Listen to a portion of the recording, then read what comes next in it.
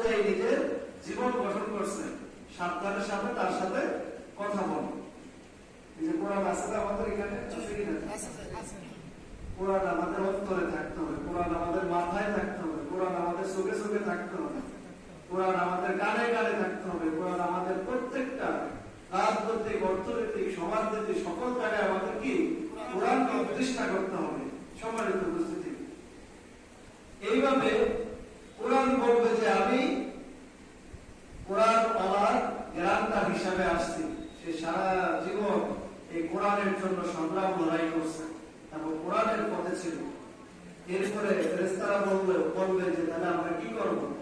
বলবো যে আমি কোরআন আল্লাহই তার জন্য গ্যারান্টি, তাকে আর প্রশ্ন করা লাগবে না।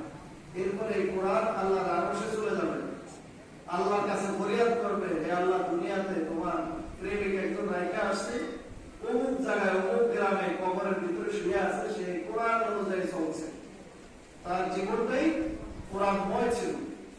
তখন আল্লাহ তাআলা ওই কোরআনকে অর্ডার দিবে যে তুমি ওই কোরআন আনার জন্য যা ফয়সালা দিবে তাই আমার ফয়সালা। এরপরে এই কোরআন আল্লাহ ওই যে লাশটা, যে ব্যক্তিটা রয়েছে, তার সাথে কিয়ামত পর্যন্ত জান্নাতের একটা লাইন দিয়ে দিবে বলেছে।